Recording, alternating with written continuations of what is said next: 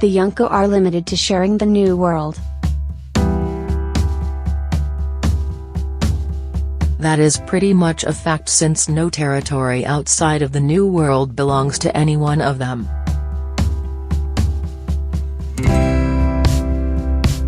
Know that they could easily get past the calm belt like Rayleigh. Even Krieg did it with a bit of luck. Also, I bet they have the money and influence to buy sea stone-coated ships like the Marines have and get across that way. So why are they stuck sharing the New World, a tiny strip of the ocean that is unsafe and chaotic? In addition, the WG seems to ignore their crimes. Marineford was about Ace, and not Whitebeard. If the WG wanted Whitebeard gone, they could have targeted any one of his crew members. Whitebeard would have come charging in regardless.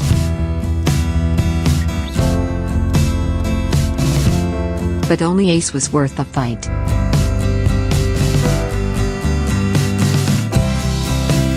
It's already been explained that it's because of the Pirate King's blood.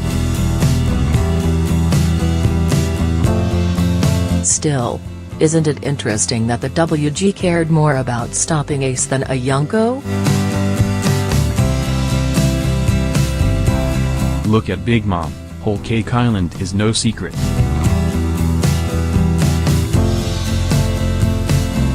If the WG wanted, they could combine their forces and take her out at any time. Contrast that to the revolutionaries that had to have their base hidden on a legendary island for fear of being attacked. I don't believe that the revolutionaries are any weaker than a Yonko, rather they are attempting something none of the Yonko have done. Take territory outside of the New World. The Yonko can get away with a lot, but not this one thing.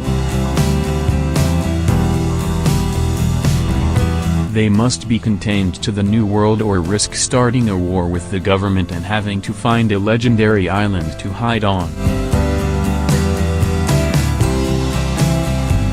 So I got to thinking, why?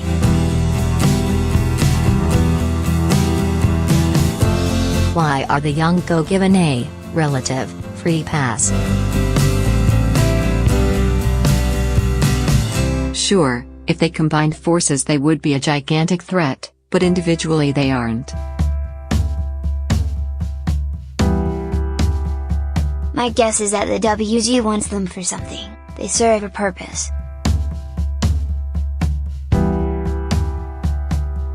When Whitebeard fell, the Gorosei had no interest in preventing the rise of another Yonko, but rather wondered who it would be that takes the title.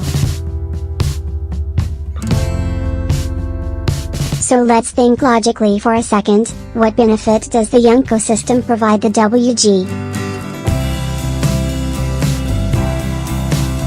Deadlock.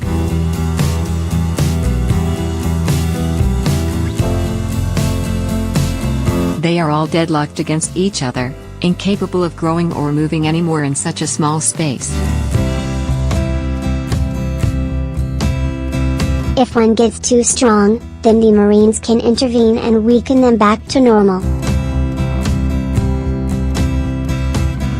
If one of them attempts to take on the government directly or oversteps its bounds within the New World, then it's asking for war, and we already saw the likely outcome at Marineford.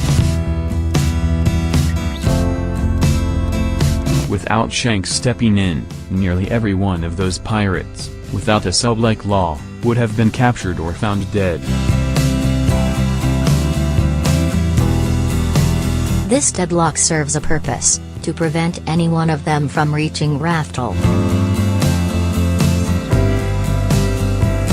Raftel, the Pirate King, Ace. The world government formed 800 years ago with one purpose, to destroy the ancient kingdom.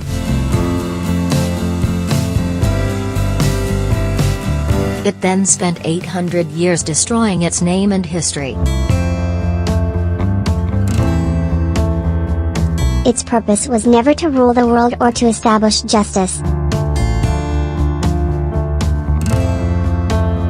Rather, those are simply fronts like the Marines are a front to the public as mentioned in the meeting between Akainu and the Gorosei.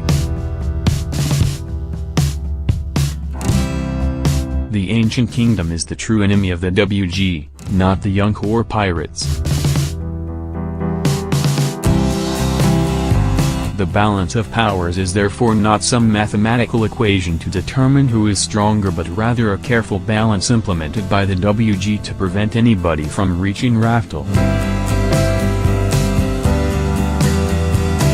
As an example, think back to Shiki versus Roger.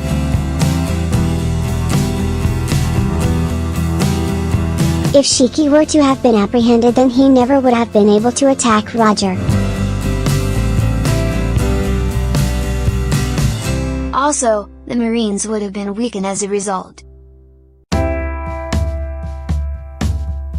The WG cares more about stopping individuals from reaching Raftel than it does about preventing the crimes of a pirate like Shiki.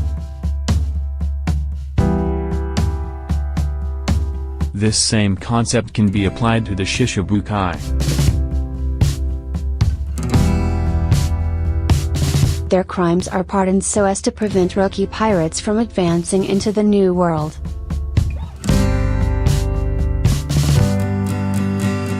YONKO are given a free pass so long as they stay within the New World facing off against each other?